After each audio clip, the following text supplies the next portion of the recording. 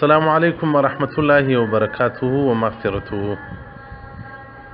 یو محترم پوښتنه کړې ده، یو خور پوښتنه کړې ده چې په کال کې څه پیسې جمع کوم بیا د مور زیارت ته ځم.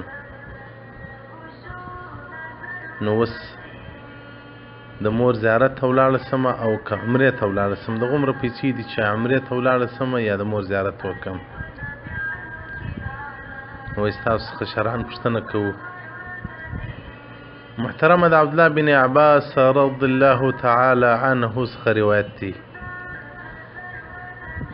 وایي رسول الله صلی الله علیه وسلم فرمایلی دي که سړی د مور پلار مخ ته په رحمت باندې وګوري، په شفقت ورته وګوري،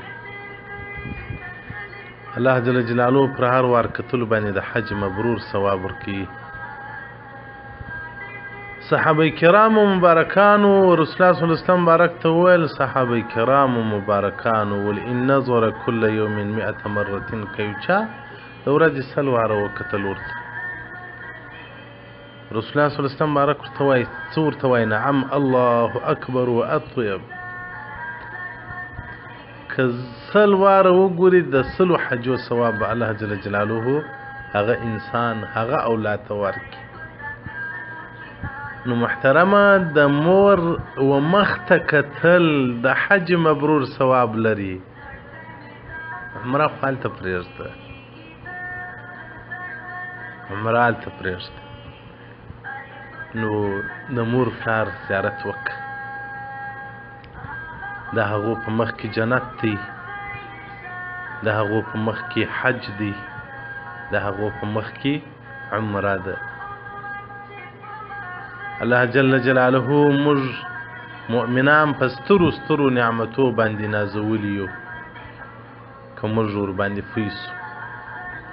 حدیث رقم 4944 صفحه 150 مرقات جلد نمبر 9 کتاب الاداب باب البر والصله.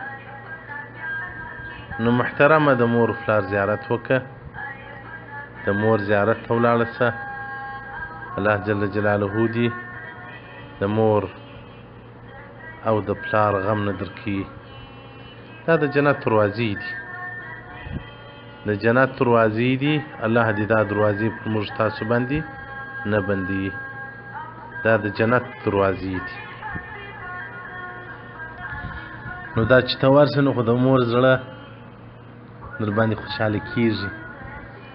د مور هغه زړه دی سبحان الله سبحان الله. ما ته د دې مور د شفقت سره او د مور د رحمت سره د الله رحمت په ذهن کې راسي چې الله جل جلاله تر مور پلار نن وی واره مهربانه دی او تر مور تر پلار زرچنده مهربانه دی. و الله دې پر ایمان ورولي، د هغه غټ مهرباني څخه به هم نه ناامیده کېږو. په ژوند کې الله جل جلاله د خپل رحمت اثرات او د خپل رحمت حالت راته ښوولی دی. که اولاد هر څو بد وکړي د مور زړه ورباندې رحم لري، نو که د مؤمن څه ګناه وسي یا الله نه شړي له خپله دره، الله دې مو د ده د رحمت څخه نه ناامیده کوي، الله دې مو د ده له دره څخه نه ناامیده کوي. دا داسې در دی که څوک ځینې وشړل سو لکه شیطان، بیا بل در نسته چې څوک ورسي. دغه یو در دی، الله دې نه راباندې دري، الله دې مو له دغه دره څخه نه پسې اخلي.